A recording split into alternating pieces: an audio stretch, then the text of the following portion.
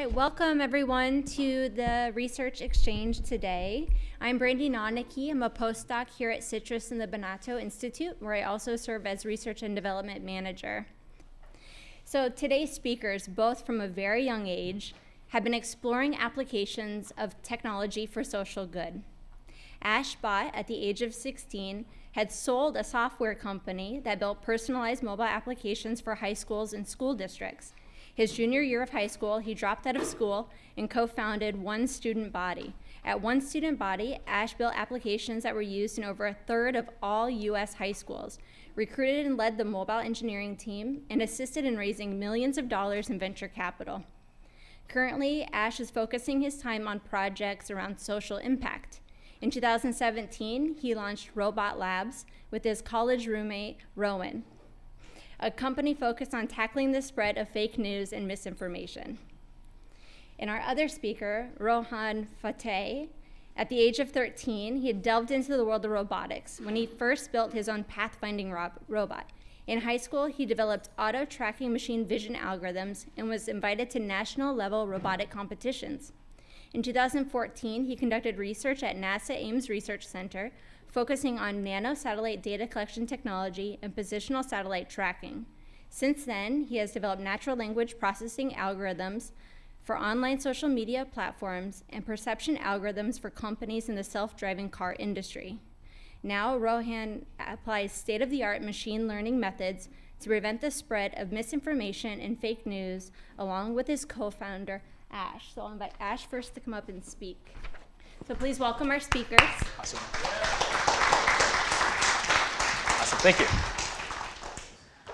So before we get started, I'm going to start out with a little bit of news. I was walking over here today, and I went by a protest right by Cafe Strada. It turns out it's been acquired by Starbucks, and it's about to become Cafe Starbucks.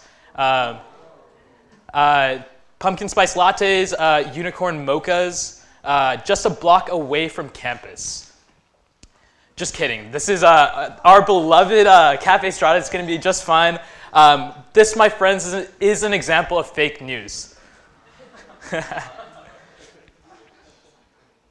So the horrors of fake news, can it be stopped? It's a little bit of a sensationalized headline, but that being said, we're talking about fake news. My name is Ash Bhatt. Rohan and I are the co-founders of Robot Labs. We're a politically nonpartisan company focused on researching, understanding, and building solutions to combat fake news and misinformation. We've had a pretty crazy past year. We built products that have been used by people all around the world to recognize misinformation. We've partnered with major political organizations to work towards solutions to combat fake news for the upcoming 2018 elections. Our work has been featured on numerous news outlets, and we've even been the target of conspiracy theory videos.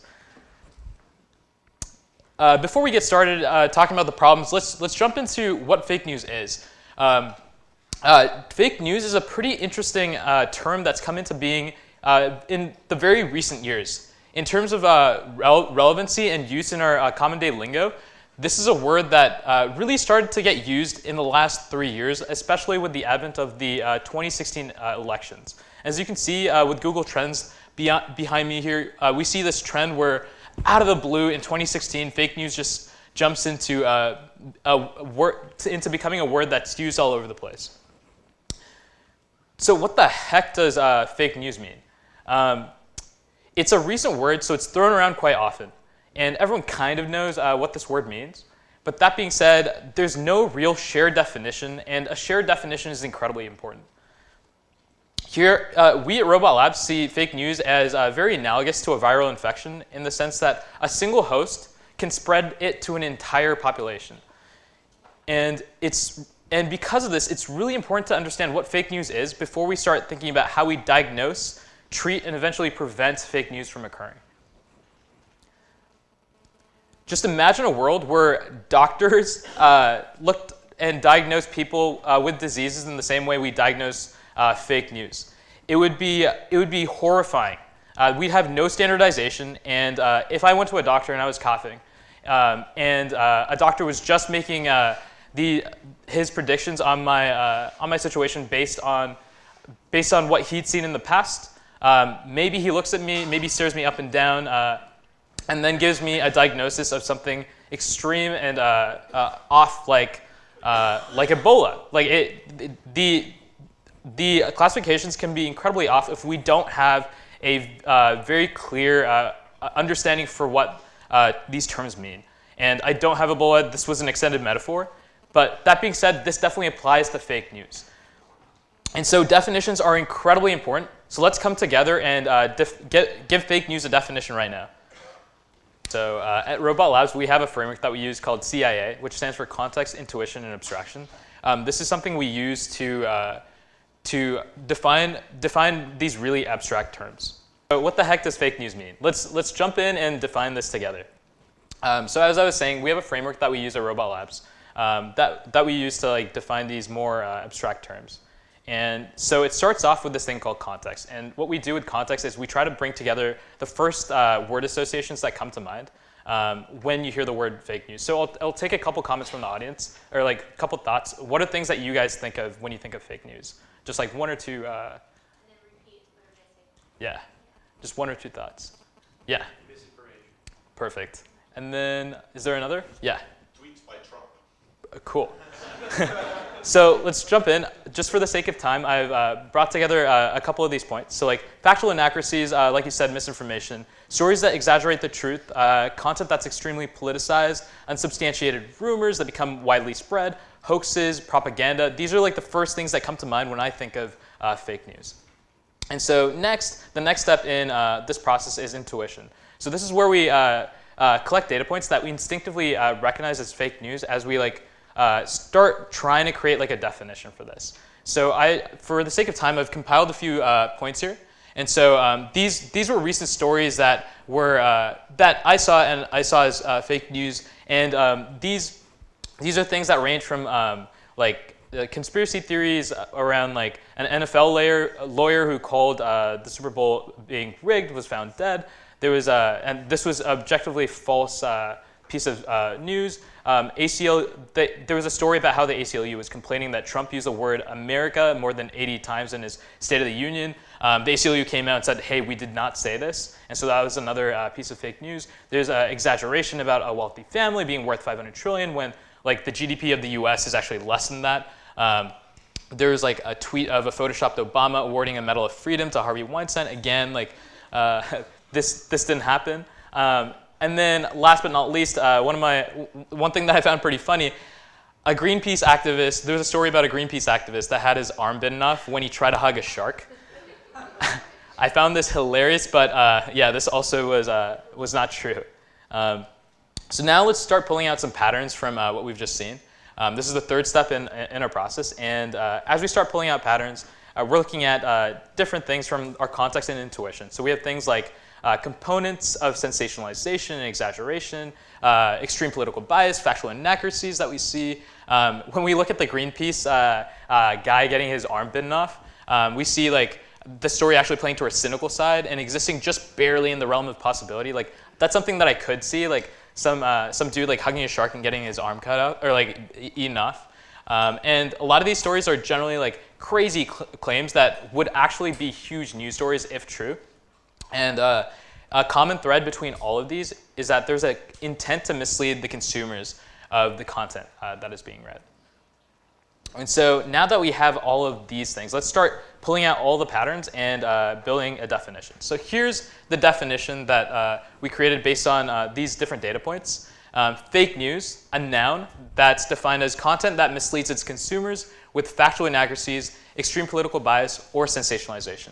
And so this is the definition based on these different points that we have. We notice that we have things like it needs to be in a realm of possibility enough thus that it can mislead us, and it can do so in a variety of different ways. And so now that we have all of that, let's start jumping into the question of why fake news is scary. What are the symptoms of fake news now that we know what fake news is? And so one of the big things that we see at Robot Labs is amplified polarization. One thing that's super interesting about fake news is that you tend to only verify a piece of content and look at whether it's a piece of fake news or not if it doesn't line up with your worldview. And this actually causes this issue of fake news being us seeing fake news disproportionately in our personal worldview, and this actually causes outrage in different echo chambers that fake news is targeting one political group over another. When in reality, this was an interesting piece of news that came out and was trending all over Twitter, where there was outrage as there was this picture that was spread of Trump dumping fish food into a koi pond. And it's this interesting picture where you see Trump with a box that he's tossing into a koi pond below, and you have Abe almost seemingly looking on in question. But what was interesting about this image was that after this came out, on the conservative side of Twitter, there was this huge push around like how this was another piece of fake news, in the sense that people were in disbelief that this image was being misportrayed, as like Prime Minister Abe had also tossed food into the koi pond. And there was a lot of outrage around this. And this was another thing that was really interesting in the sense that the left side of Twitter wasn't as like, this wasn't a story that was as visible. The outrage that this piece of content was fake news was not something that the left side of Twitter was as visible of. Whereas on the opposite side, on the more conservative side of Twitter, this was a story that was in their echo chamber. And it was just so fascinating to see that fake news was not just a nonpartisan issue. But that being said, like, fake news does exist on both sides. We see here Obama giving out awards to like Harvey Weinstein, Bill Cosby, and this was something that was spreading all over what we see as the conservative side of Twitter. And this was incredibly interesting in the sense that, again, like, this was a story that that people on the left side of Twitter were incredibly mad about from the perspective of it being fake news. But whereas on the side of conservative Twitter, like this being something that seemed in the realm of possibility, no one really questioned or went to verify this piece of content. And so this brings up the question and the worry of the ease of spreading misinformation. We live in a world today where it's incredibly easy to buy compromised accounts on Twitter and to have bots really push pieces of content like the content that we just saw. And this is incredibly worrisome with modern day automation. And to test out how easy it would be to like automate these sort of examples, Rohan and I actually went out and decided to see how easy it would be to buy compromised accounts. So we actually went to sketchy forums and started emailing people who were offering to sell compromised Twitter accounts. And we actually were able to buy a few. So this is an email thread that I had with a guy named Mark who was trying to sell me a few Twitter accounts. So I reached out and I was like, I'm buying a Twitter account. And in the process of a couple hours, Mark, being quite the capitalist, gave me an offer of $42.50 for 10 aged Twitter accounts that I just could not refuse.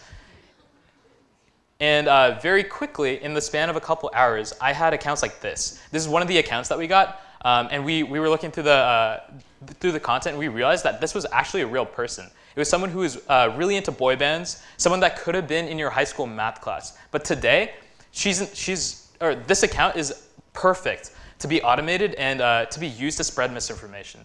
Without you even having followed an account that's politically leaning, you can end up with political content, political misinformation on your newsfeed.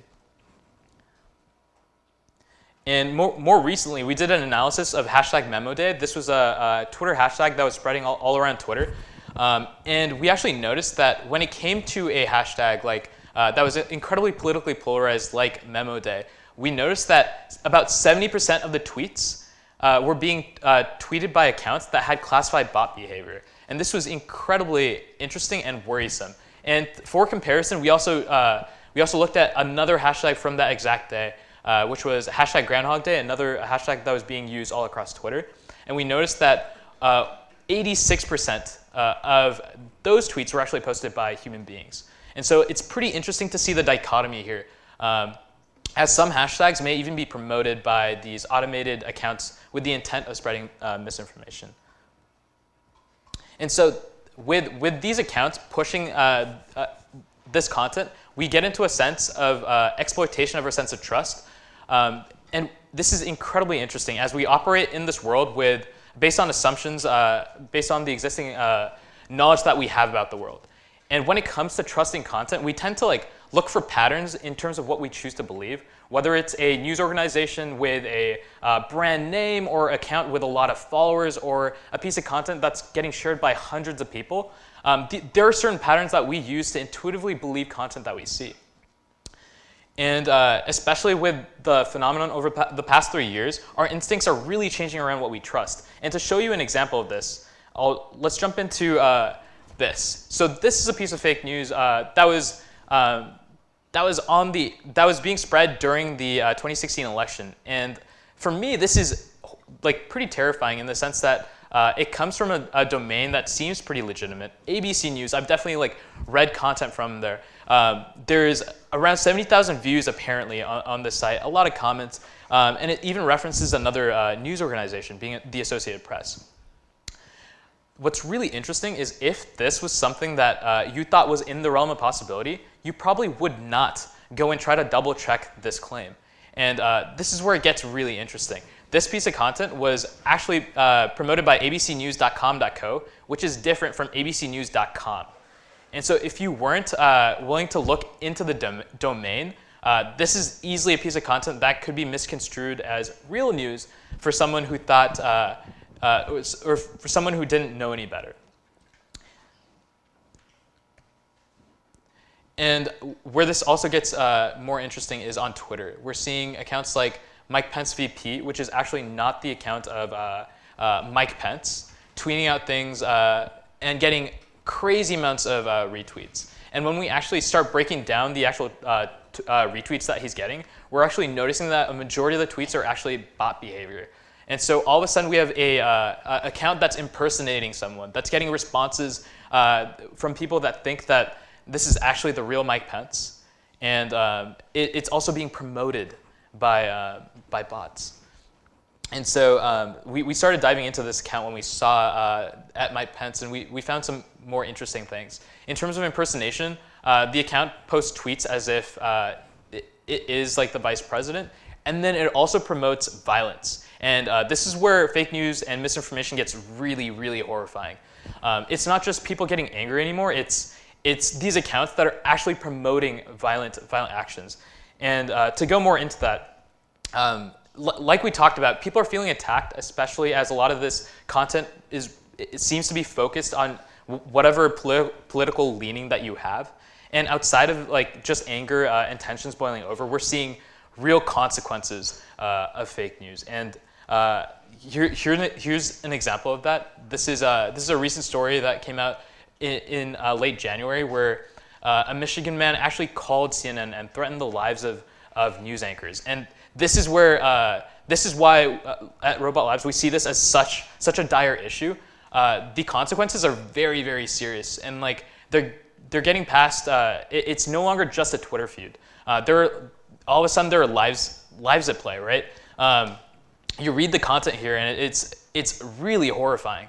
But that being said, that I did my part horrifying you about fake news. Now Rohan's going to tell you about, give you a more optimistic look in terms of what we can do about it. Thank you.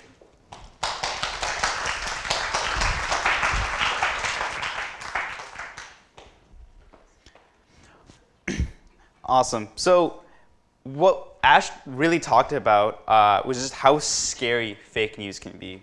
And that's one of the reasons why Ash and I co-founded Robot Labs. It's not only just to study basically fake news, but also to show examples of how it can be stopped and what can we do about it. So I'll try to restore a little bit of faith back in you about the internet. But first about that, let's talk about the truth about fake news. Wait, what? There's truth and fake in the same sentence? This is an oxymoron, right? So yeah, this is true. But let me tell you the truth. I don't think fake news will be solved with the current way we're solving it. It's just not going to work. For example, we have Snopes and other fact checkers. During the 2016 election, politicians could say whatever they wanted to say, and the entire public would hear it. After millions of people watched national television news that night, only then afterwards would the fact checkers research what these politicians had to say. Maybe after a day or two, after a few hours, the most controversial points would be heard. And then only by then only 100 or maybe 1,000 or a few hundred of those people who listen to those debates would actually go and read the fact checker.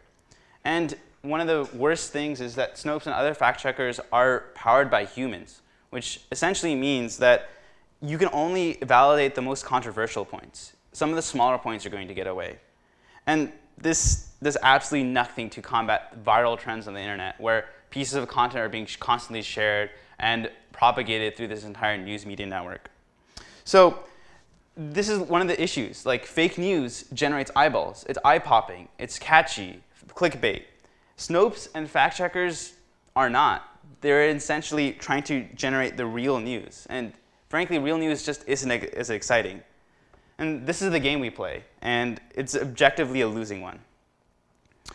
One of the reasons why Snopes and other fact checkers are not as effective is because they fall into this category of post-detection. And post-detection is basically detecting fake news and misinformation after it's released to the public. But this approach is rather ineffective. Why? Well, because it's expensive. You need an entire team looking up facts, and all of them need to be paid. It's also just not scalable. If you wanted to validate all the content on the internet during the 2016 election, during the 2020 elections, you're going to need millions of workers constantly around the clock looking at media. And who's going to pay them? It's restrictive, as in you only have certain content you can look up, you can only validate. And any new pieces of content, you're going to have to do a lot more research. As an analogy, this kind of detection is like a doctor diagnosing that you have a flu if you're already throwing up and you have 101 fever. It's, again, not the most helpful information. How can we make this better? And how can we detect the virus in your system before you actually get sick? And what if we could identify fake news before you actually read it? So this leads us to the concept of, instead of post-detection, pre-detection. Detect fake news and misinformation before the public actually receives it. And this is a much better situation. And this is one of the approaches that Robot Labs has been taken in order to tackle fake news. And one of these ways was through bot check me. On Twitter, you will notice a lot of these accounts that tend to propagate a lot of this information. And some of it seems very sketchy. You'll notice that some of these profiles will end up having hundreds of tweets every minute. You'll end up seeing them tweeted out thousands of times, and even though they were only created about a month ago. And so Ash and I took upon the responsibility to build a bot check me app, which is a machine learning model algorithm that tries to detect these automated accounts on Twitter. So this is bot check me, and this is it running right now. And it's basically a Chrome extension that we send it out to users, so users can actually check their followers, the people that are following on Twitter, and see exactly if they're a bot-like pattern, or if bot-like patterns are found in these profiles. In fact, a research facility did something very similar in terms of trying to find bots on Twitter. But Twitter already allows automated bots on that platform, and most of them are kind of harmless. In fact, there's lots of bots right now on Twitter that are basically tweeting out every single word in the English language, just as like an automation exercise. So a lot of these basically bots are pretty harmless. And these are the bots that Botometer and the research groups from Indiana University have been identifying. But that isn't the stuff that interests us. And it's because we're interested in a class of bot accounts that are attempting to be human, but are strictly pushing a political agenda forward, often retweeting and amplifying voices. And Bot Check Me is something that has been trying to solve that issue, trying to identify these accounts that are pushing forward these propagandist ideas. But it is a classifier, so let's see how we built it. It's a classifier built on machine learning. We look at the previous 200 tweet stats. We look at their likes, retweets. We look at the previous 35 tweets text and the Twitter bio itself. We look at the number of followers. We look at the creation date. We look at the timestamp for all these tweets. So we're looking at a lot of different features when making this classification. And so far, how is it stacked up? It's done actually pretty well. As of December 2017, we've gotten about a 94% accuracy on a 50-50 split data set. What that means is that if we give a data set about 50% propaganda bots and 50% normal humans, we got a 94% accuracy. And a 91% accuracy when queried a high confidence bot account, which means that by giving about 10 high confidence bot accounts, we're able to classify that about 9 out of 10 times. It's a pretty good first step. And we have about a 1% false positive rate. Now, I know what you might be thinking. A 1% false positive rate on Twitter might be slightly disastrous, right? You have millions of people on Twitter, and a 1% false positive rate means 10,000s of angry people knocking at your door saying, I'm not a bot. But I think one of the interesting things is that we actually have a verification page. And so what we have doing is that if users are classified as a bot, they can actually verify themselves and then be classified as not a bot. And that gets trained in the machine learning model and gets better and better. And we also have this trade-off between false positives and false negatives. So we're actually tracking a lot of these accounts that are also semi-automated, accounts that are headed by a human, but maybe during those off hours of when the human's not on Twitter, basically constantly retweeting other information, and again, amplifying more voices. And these are a lot harder to detect because they are inherently partly human and partly machine. So we're actually still classifying a lot of those accounts. So that also comes into that 1% false positive rate. And this project has pretty much blown up. We've had users classifying about 4,000 accounts per day. And since we launched, we had over about 200,000 accounts classified. So it's a great step. Yeah, so basically BotCheckMe is a great example of pre-detection. Basically, what we can do here is we detect fake news and misinformation before the public receives it. If we're able to classify a bot, or we're able to classify a Twitter profile as a bot, then we can warn the user, basically saying, hey, this might not actually be a true human opinion. This might be, fake news, or this might be an amplified voice. This isn't actually the real state of things. And pre-detection has its pros. It's comparatively inexpensive. You're running an algorithm instead of actually having lots of humans. It's scalable. You just add more servers, the more people basically the more queries you have, instead of actually adding more humans. And then it's applicable across all platforms. And it detects information as it comes in because it's on the internet. But it does have its disadvantages, right? Pre-detection requires specialized algorithms. You need an entire data science team. You need like a group of computer scientists to actually do this research and build this specialized algorithm. Like BotCheckMe is a project that took a lot of time just because we're basically fine-tuning the parameters and making sure we can get the most accurate models possible. And it's also prone to false positives. Again, I talked about that 1% false positive rate earlier. You're going to have issues where you're going to detect real humans as bots, and that could lead to also some consequences. So what we realized is that we don't have just detection. Detection is only part of the issue to combat fake news.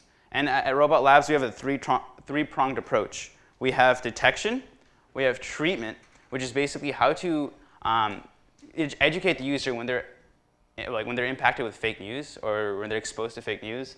And then we have prevention, which is stopping this entire fake news from spreading in the first place. So let's start with treatment, since I already talked about detection. When exposed to misinformation, what kind of techniques can we apply to reduce the impact? So here, this is the picture that Ash showed earlier. Let's suppose you're scrolling down Facebook and you see this tweet: outrage after Trump dumps fish food into a koi pond, right? You're obviously going to have some sort of sentimental reaction to this. But what if we had built a content aggregation algorithm that as you're reading this, it says, hey, have you considered? And it will give you the tweet on the right as you're seeing the tweet on the left.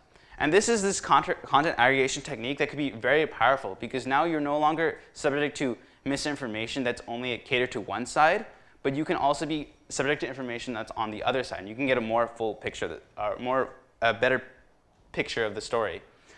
This is going to be applied to news articles as well. For example, if you're reading a very left-leaning article and it talks about proposals, what Trump should do, it might end up basically looking at some of the stats and be like, this is slightly misconstrued.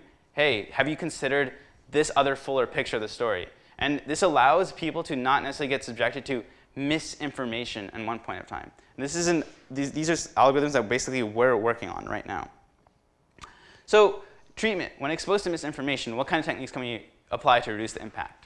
One, we can content aggregate. If you're looking at some information about a specific topic, then have you considered these other different aspects of this topic? And we can do this automatically and programmatically as NLP gets better.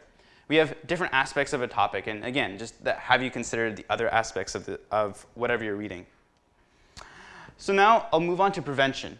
And prevention is basically like the lofty goal. Like, how can we eradicate fake news? And this is a goal that we really eventually want to reach, which is like by validating all content on the internet. And this is a lofty goal. It requires a lot of help and a lot of help from the media to make sure this ends up working. But one of the ideas and solutions we have is getting identification for content and steganography in media. And what I mean by this is, so you saw this example earlier as well. Ash showed you this photoshopped image. Obama's handing out medals to Harvey Weinstein and Bill Cosby. And so this image is completely photoshopped.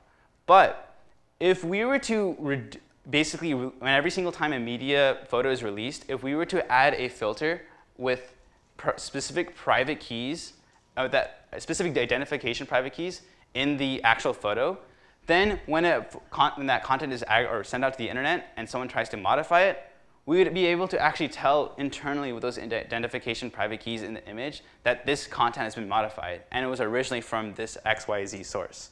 So this is like an incredibly powerful technique because now when you're looking at an image, you'll be able to tell that the image has been photoshopped, or if you can tell where the image has even come from, whether it's like either from Facebook or whether it's from Reddit or some other news source. And this is like a very powerful technique. And this doesn't apply just to images. You can apply this to videos, sound bites, and even in some cases text. For example, if you end up seeing only half of a video, there's other half of that video that end up cut off that might end up giving you a fuller picture of the story. And so this steganography definitely helps in determining some of those. Are you seeing the full picture? Are you seeing content that's been modified? Where is this content coming from? This is like a very powerful technique that we can use, but it does require core technology integrations. And so that's why we're starting with politics, because politics ended up coining the term fake news, but it did not create the phenomenon, right? Fake news has been around for a while. And so the reason for starting in politics is because there's a lot of incentives for third parties. If a third party can just end up changing a few percentage points in a political scale, then you can have disastrous results. So we're hitting politics first because politics controls a lot of power. And again, a few advantage in percentage points helps a lot. This is why at Robot Labs we've also partnered up with a lot of different political groups and the DNC. And so this has allowed us to incorporate these types of solutions in the content for the upcoming 2018 and upcoming 2020 election. Because again, these are new battlegrounds that are going to test the limits of fake news. Fake news was already such a big thing in 2016. What's the extent it will be in 2018? The extent it will be in 2020. So as you can see, we're already hitting some of these points, and we're publishing a report with the DNC pretty soon. We're basically fleshing out some of these solutions and results. But again, these are lofty goals, and we'd actually like to hear your feedback, your questions, what other suggestions you might have, whether in terms of fake news. So you can basically contact us you can contact me and Ash at robot.com, and you can contact me at rohan@robot.com. And we'd really love to hear your input and feedback. Thank you.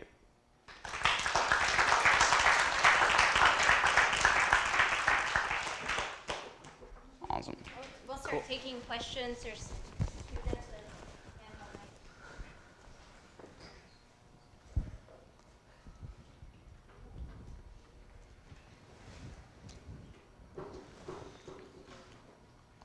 Awesome. Hopefully we... Hi, I'm curious what reaction or whether you've interacted with, for example, Facebook and Twitter directly, and what kind of reaction you've gotten from them. Yeah, so on the Twitter end, it's been surprising. We haven't heard anything at all from Twitter, at all. But that being said, we have talked to people within Facebook. We can't speak too much to the conversations we've had, but I guess what we can say is that they're a little bit limited in terms of like the extent that they, or in terms of like what they can actually go about doing about this problem. Just because a lot of what they do can be misconstrued as political. All right, yeah, so it seems like what you've developed has a lot of great potential, but I was wondering, do you think it's a possibility that the bot check me could be like politicized? So if like the like you're working with the DNC, and then maybe they want to use that to like say that the Republicans are fake news and vice versa. And I also saw on the bot check me that users can like check if other people are bots, and isn't there also the possibility of like users classifying people as bots, like just people they don't like, not necessarily being bots? Yeah, so on your first question being, can it be politicized?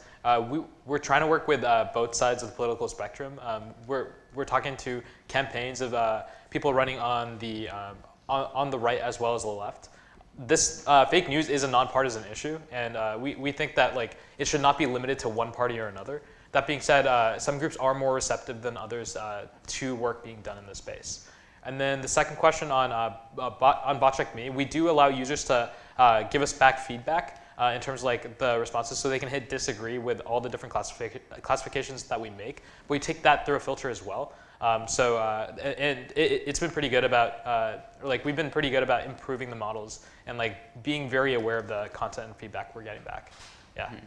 Yeah, and also as just a distinct point to you, what you had to say, it was actually interesting because when we were looking back at the feedback at BotCheckMe, we're actually getting, so we go through our own filter when taking the disagrees to our own thing, but we're actually seeing a lot of people, some flagging a lot of these political Reddit accounts as bots, even though they're actually humans. So it's interesting to see that this whole term of like fake news has literally gone to a lot of people, and people are starting to like flag nearly a lot of different things as fake news. And I think that requires a change of mentality and change of education, especially since how fake news has just been such like a sensationalized thing, especially on Twitter. So hi, I have two quick questions. One is about who owns that account, the Mike Pence VP account. Did you find that out? We have no idea. They in the description they say parody account at the bottom. But that being said, when you like look at the responses, it's crazy. Like people think this guy is the actual vice president, and we'll like send in like very like non-political things as well, being like, oh yeah, we want help here. I hope like you guys pass this. And then from our side, we're like, oh my god, like this is really horrifying. Yeah, it's actually pretty scary. A lot of these people are following these accounts thinking they're the real thing because the Twitter handle sounds pretty legit, Mike Pence VP. So it's actually kind of scary. Is when you're scrolling down, you'll see a retweet by Mike Pence VP, and you might think, oh, it's a real thing. It's not, because you have to actually go into the profile to see that verified check. So there's like these small steps along the way that can kind of create misperceptions, especially as users. And we just need to be aware of that and try to basically build products that make users aware that, hey, this isn't actually what you think it is. Yeah. So then the other point, I really like the idea of doing the pre-detection versus the post, because post is never going to work for reasons beyond what you said. It's just out there and you never can bring it back. Mm-hmm. But I don't quite understand how the pre-detection will really work. Do people really, I mean, you mentioned before, and I think it's true, that people sort of discount stuff that doesn't follow their beliefs, and they completely accept stuff that does follow their beliefs. So so first of all, how are you going to get them to see that this is sort of, you put this sort of parallel tweet out there saying, hey, this is fake, but they just say, oh, well, first of all, do they have to see that? Can they sort of unsubscribe to that? And second of all, how are they really going to believe that this is fake, even though they want to believe it? Yeah, so on the point of, yeah, we definitely see a lot of that. Like on Twitter, people on the left call us Nazis, and then people on the right call us I think the leading conspiracy theory about us is that we're funded by big banks or something like that. But but that being said, when it comes down to specifically sorry, can you repeat the last part of your question again? Just wondering, how can you force people to watch this, to see your feed? Oh yeah, so in terms of that's part of the reason why we're looking at partnering with these organizations. Because they do, like, if we can partner with a group on the left and the right, and they have more reputation than with their own user bases than we will have, and so like that's why these relationships are so important. Yeah. I'll take a quick question in her.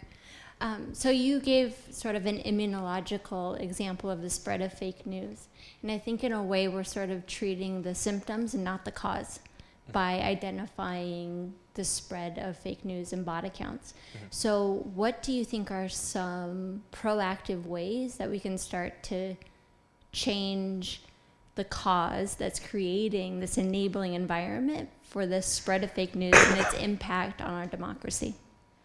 Definitely. So yeah, that's something that we were like talking about, and that's something really big with the whole prevention aspect. One of the biggest tools we talked about was the steganography, and the idea with that is if you can basically put a filter on some of these images, if it's already photoshopped and you start spreading it, you can already tell that these images are already fake, and so you can stop that initial kind of spread from happening, because eventually, in order to become viral, it does have to go through humans. And if these humans are aware by these tools that this is actually a photoshopped image, because that's the steganography in it, then these humans are aware that, hey, this isn't completely real, and they don't necessarily hit that share button, because now the information is all right in front of them. They know that, hey, this isn't exactly what it's supposed to be. And we can also proactively track these once we have these sort of identifiers. So like, and this also applies to like text and videos as well. So like, if we're actively watching for all this content, and like we give these tools to like large like media companies as well, you can actively like get ahead of like the misinformation. Yeah. Yeah, so on the steganography thing, I think that's really interesting, and I assume that companies like Getty Images that publish a lot of current photos sort of already do at least have some way of identifying their photos, just because they want to run them down and see whether they're being used legally. But I'm wondering if you apply a screen, if someone reduces the size of the photo, does that get rid of the screen? I mean, the screen shouldn't. People aren't going to want to have the screen big enough so that it reduces the attractiveness of the photo. You know what I mean? Right. I agree with you. There's actually quite a few research papers on this as well. There is different approaches on this, like including a watermark specifically that's embedded in the photo. So not necessarily like a private identifier, but like the watermark itself is like a symbol, and that symbol is adverse to resizing, coloring, and basically just like screenshots, because if you have that identification symbol still there, then you can still see where it came from using like basically a lookup. And also, if you have enough of these symbols across the entire image, enough redundancy, then if parts of the image were basically modified or cut out, you'll be able to see parts of those little traces still in there. And so you can still see that, hey, that image has been modified. Yeah. Sorry we missed your question earlier. No worries. Yeah, I just wanted to ask how easily accessible the kind of classifications you're using are, because when it becomes political, then I can imagine that bias is always a question, so you probably want to guarantee some sort of transparency in what you're doing. But then, yeah, I'm just curious to which extent.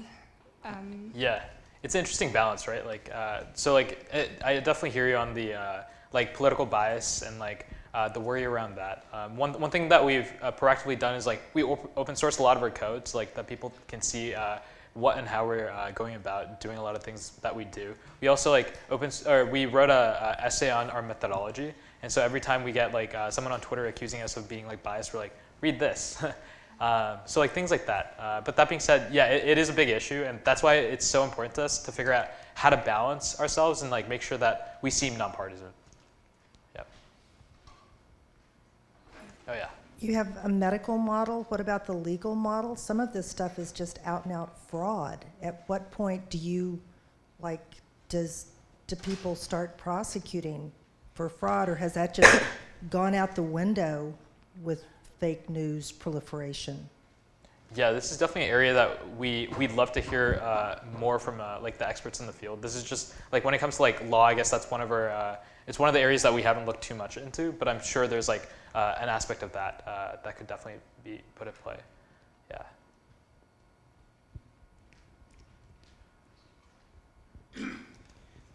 This is probably good for the small actors. Have you thought about how security against state actors and actors with large budgets who might be able to break your security? So I guess it would depend on the specific, like the specific attack. But yeah, I guess like if they're like, for example, like yeah, I guess I can't really comment on it without knowing exactly like what it would be. But yeah, that being said, like yeah, there needs to be a lot of research into some of the security parts of this, and That's like one of the bigger things. So we also have done a little bit of research into adversarial networks. So for example, our botcheck.me, it's basically a machine learning model, right? And any machine learning model will have some sort of adversarial network that can supposedly try to fool the entire network. And so yes, there's these problems out there, and this is something that we're like basically looking to. Steganography is also another example of like a little bit of crypto. Yeah, you can have this, basically some of the security inside some of these images, but again, there is also ways to get around it, and that's something that we're definitely looking into, and that's something we're researching about. Okay, and then one last question, then we'll have to wrap it up. So I'm curious about a couple of things. One is whether you're looking at using machine learning to try and get at virality. In other words, instead of just looking at this, in total, whether you can actually identify the small set that's actually working.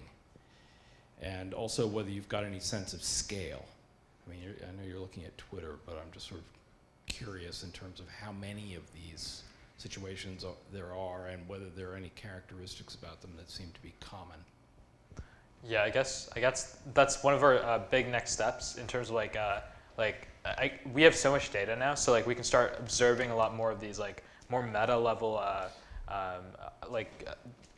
I guess patterns in these networks. We've only looked at Facebook and Twitter. We have another product for Facebook called Newsbot AI where we like classify political bias in news and validity in news as well. So we're on those two platforms. But yeah, to your question, like places like Reddit where like a lot of this content is also like going viral and like how that happens. These are definitely questions that we're looking forward to looking into and answering. Yeah. We have maybe 2 minutes left, so I have one last question. Yeah. So if you're able to identify like pre-detection of fake news, and I think we commonly think of bots in a negative sense, so then could you build bots that are good, that actually respond to emerging fake news where you've identified that this is spreading, and it will automatically respond and say, this is likely fake news, please check out this information? Mm-hmm.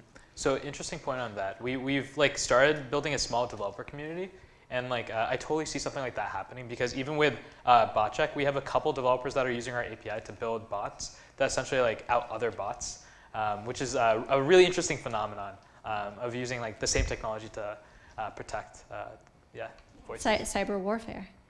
Yeah, maybe, yeah. Yeah. Okay, thank you so much. Can we please give them a round of applause?